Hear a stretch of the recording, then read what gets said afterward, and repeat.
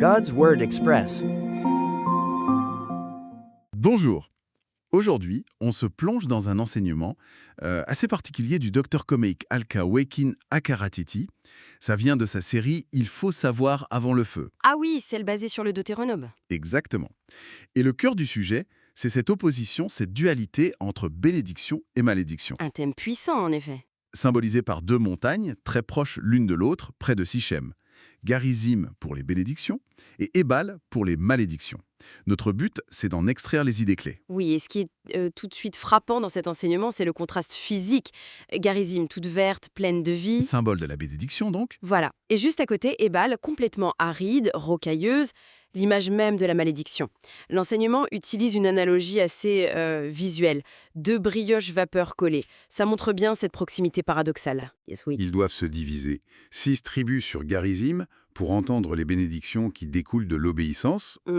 Et les 6 autres sur Ebal pour les malédictions liées à la désobéissance. Avec les Lévites au milieu qui proclament tout ça. C'est ça. Et là, l'enseignement insiste sur un point crucial. En fait, ce n'est pas le lieu qui détermine la bénédiction ou la malédiction. Ah, donc être sur Garizim ne garantit rien. Exactement. Tout dépend du choix personnel. Obéir ou désobéir à Dieu. On peut être dans la même église, par exemple, mais vivre des choses très différentes selon ses actes, sa relation personnelle avec Dieu. La bénédiction, elle n'est pas géographique, elle est relationnelle. C'est un point important. D'ailleurs, l'enseignement rappelle un autre moment clé. Avec Josué après Moïse. Il a fallu réitérer tout ça. Pourquoi ? Il y avait déjà eu des actes de désobéissance, comme l'histoire de l'interdit de Jéricho, l'or et l'argent que certains ont pris.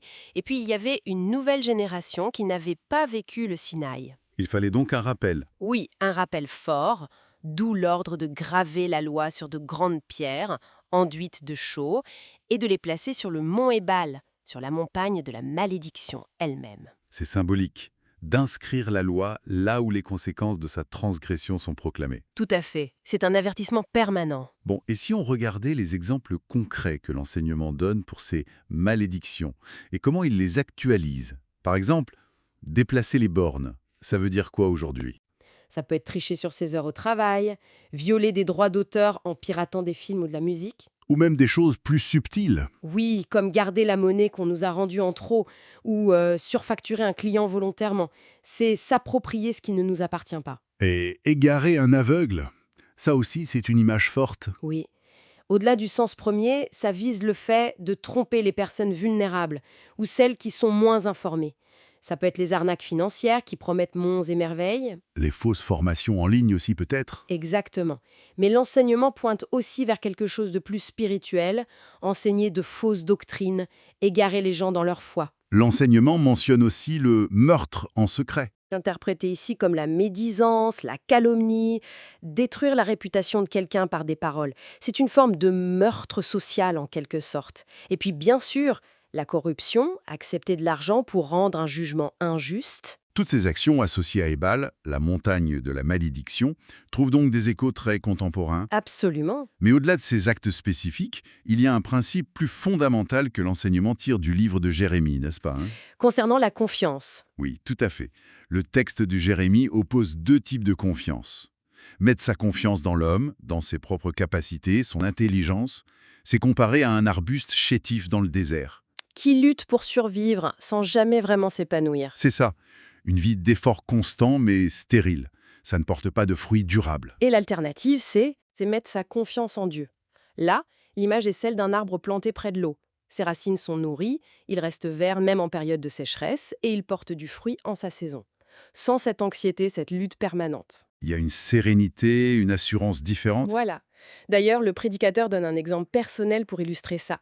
Il compare l'échec ressenti quand il comptait sur ses propres forces pour des examens et la manière dont Dieu a pourvu quand il s'est complètement reposé sur lui pour organiser un camp de jeunes, même sans moyens apparents au départ. C'est une illustration concrète de ce principe. Alors pour conclure, qu'est-ce que cela implique pour un croyant aujourd'hui ? Est-ce que la rédemption par Jésus change quelque chose à ce mécanisme bénédiction-malédiction ? L'enseignement suggère que si la rédemption apporte le pardon, une nouvelle relation avec Dieu, le principe de cause à effet, lui, reste actif. Les conséquences de nos choix demeurent.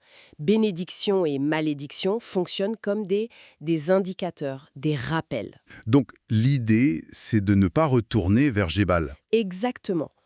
Une fois qu'on a goûté à la bénédiction de Garizim par la foi, par la relation restaurée, il ne faut pas choisir délibérément de revenir au comportement qui mène à la difficulté, à la malédiction, à cette lutte stérile dont parlait Jérémie. Donc, pour résumer, le lien est assez direct. L'obéissance et la confiance en Dieu mènent à la bénédiction, à la vie abondante. Tandis que la désobéissance, la confiance en soi ou en des choses vaines, ça mène à la difficulté, à ce que la Bible appelle malédiction. C'est vraiment une question de choix et de ses conséquences naturelles. C'est très clair. Oui, c'est le message central, je crois. Et peut-être une dernière réflexion, pour ceux qui nous écoutent. Comment est-ce que, même en dehors d'un cadre strictement religieux, comment est-ce que ce principe assez universel de cause à effet, nos actions entraînent des résultats positifs ou négatifs, pourrait influencer notre manière d'aborder nos décisions et notre responsabilité personnelle au quotidien? C'est une excellente question pour finir. Voilà qui conclut notre exploration pour aujourd'hui. Merci. Merci.